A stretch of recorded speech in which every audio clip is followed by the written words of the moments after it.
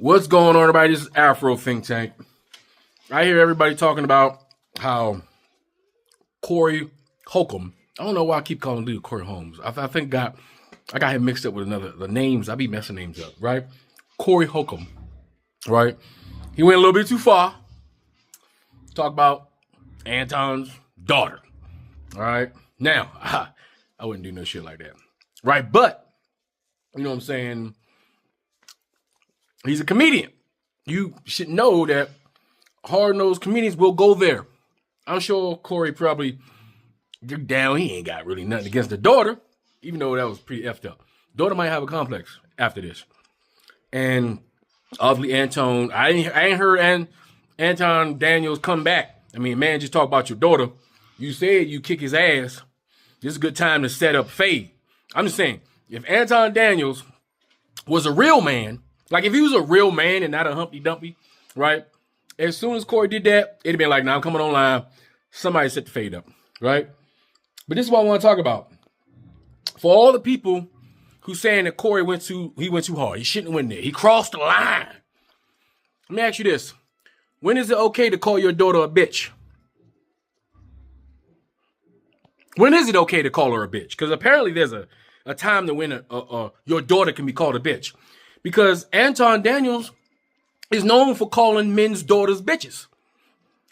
Because for years, his claim to fame is to get on a panel, right, with a bunch of females because he disagrees with them, because he can't handle his emotions because he's a very emotional Easter egg. He called them all bitches. And a lot of these ladies that he called bitches were very young. All right? Some of them were young, some of them were middle-aged, some of them were, you know, all in between. And they got daddies. So how come nobody told Anton that he was crossing line when he would go on podcasts calling all these women's bitches? How come none of those hosts would say, all right, hey, Anton, you going too far. You crossed the line. That's somebody's daughter. How come ain't nobody do that? You see, it's okay to call black women all kind of names, right? Because Anton comes from a group of people, this manosphere, this red pill, where they was online. Like when it was hot, they literally made their money calling black women specifically bitches, bald head bitches, all kind of manly bitch. Like they was just calling them every name in the book and attaching the B word to them. Look at Tommy Sotomayor. He's the first one, right? And we know he crossed the line. But y'all entertained by it. All you dudes are entertained by it. Make you feel good when you call him a B, right? But now that Corey, right, called his daughter one, now everybody say Corey, he crossed the line. Listen, Anton Daniels, when he crossed the line, there was no line for him. You can't be calling thousands of women's bitches, right? And then when somebody call your daughter one, then it's like, oh, call them foul. You can't call foul. If you get in the arena of that shit talking and going to that level, then guess what? They're going to go with you, right? And that's what. But the thing is, what you going to do about it? Like, let's say Anton Daniels called Corey's. I don't know if he got with his situation. I think he got a daughter. With Anton Daniels called Corey's daughter, if he have one, a bitch. Would y'all say he went too far? Because y'all so used to him saying it, right? Y'all so used to him saying it, y'all allowed him to do it. Anton Daniels literally make a career disrespecting black people while kissing the ass of white people. He's afraid of white men, and white men pay him to be that Easter egg, right? Remember that time he went on Fox News and wore that pink shirt so he could look like a safe nigga, right? And he was smiling. He was just smiling when that white host like asked him the question. He was just so happy to be there with them white folk. With the racist neo-Nazi white folks. And here's another thing. Y'all gotta pay attention to these coons, right? Who put their glasses on to make themselves look smart and say stuff like accountability and say things like Democrat shield. How about you ask them about them policies? Because you've noticed these conservative coons don't talk about policy. They pretend like they talk about policy. They literally swim in 2 feet of water and act like they diving deep. So if conservatism, right, is he's frustrated because people don't want to listen to his conservative views. Well, what are your conservative views? What's conservative policies do you support that the Republicans are pushing that will benefit black people? Huh?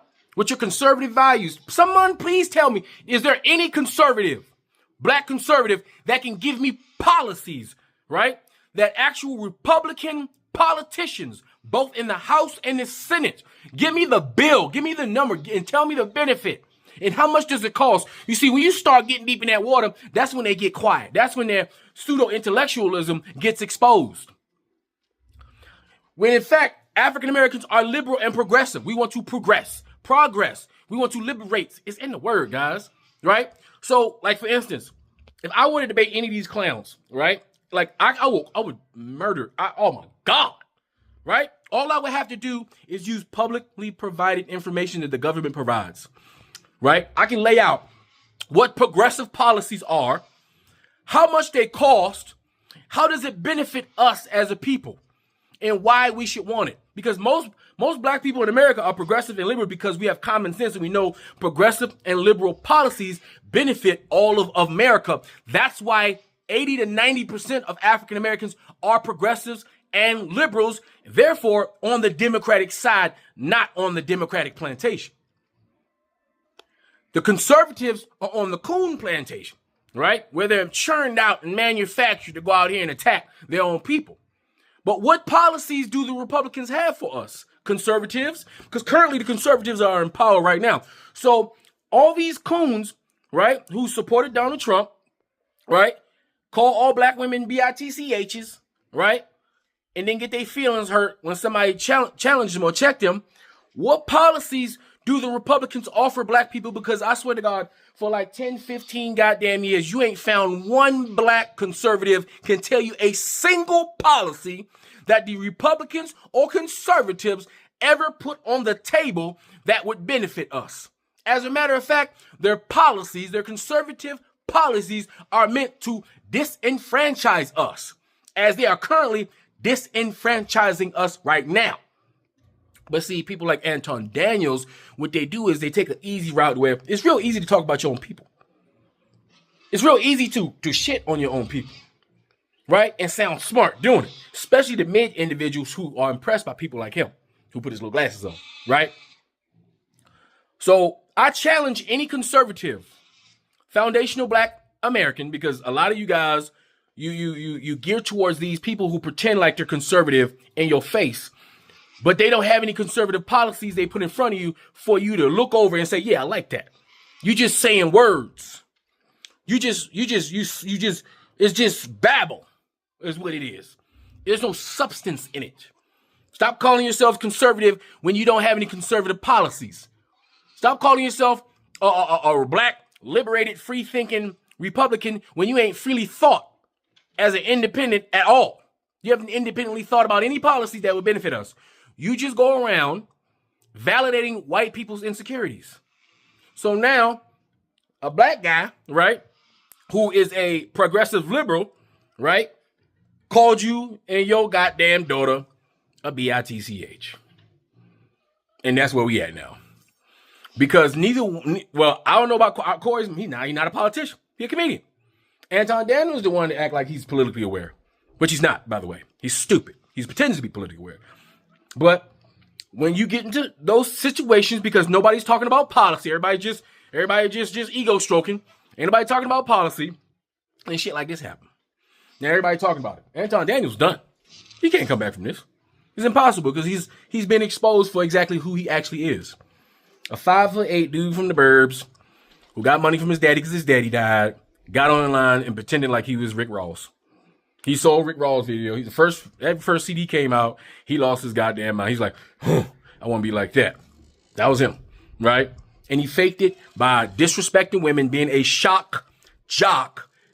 So people tune in to hear him. It's like, how long is it going to take before Anton calls another black woman a bitch? And what goes around comes around. Anton Daniels, you call all these other black fathers, daughters, bitchs because they happen to be progressive and liberal and want the best for their people. Well, now somebody's talking about your daughter and you know you ain't going to do nothing about it. So you can sit there like a little coward who can't even defend the honor of his own daughter. You see, he can at least take L for it. He'd get respect if he take L for it. Hey, look, we're going to have to run this. People will respect Anton Daniels if he ran a fair one with the 6 foot something goddamn Corey Holcomb. And he 5'8". They were like, damn, that motherfucker really got in there. He really got in that motherfucker. He tried. You know what I'm saying? He'll get that much respect. Like, you did that for your daughter. You got your ass beat for your daughter. At least you tried. But he ain't even gonna try. I'm waiting to see what he gonna say. At least clap back. He ain't even done that because he's scared. And he's too busy trying to defend his own honor and not his daughter's honor. Because he's embarrassed because he was exposed. But yeah. Nah, Corey Holcomb did not cross the line because there was no line. Because Anton Daniels don't see lines. He don't have enough integrity to warrant a line. He don't have enough self-respect to warrant a line. He's never protruded enough respect for his people to deserve a line. A line? You crazy? No. Anton Daniels lost that opportunity to have that level of respect when he started calling all the other black fathers' daughters bitches. Anyway, y'all tell me what y'all think in the comment sections. Afro Think Tank, learn some, teach some. I'm out. Free Sudan! Boycott diamonds and gold! Free Sudan! Boycott diamonds and gold! We most definitely cannot forget about the people of Sudan. Thanks for watching Afro Think Tank. Don't forget to like, share, and subscribe. And follow me on Substack and Patreon for more content. Remember, it's Pan-Africanism or nothing.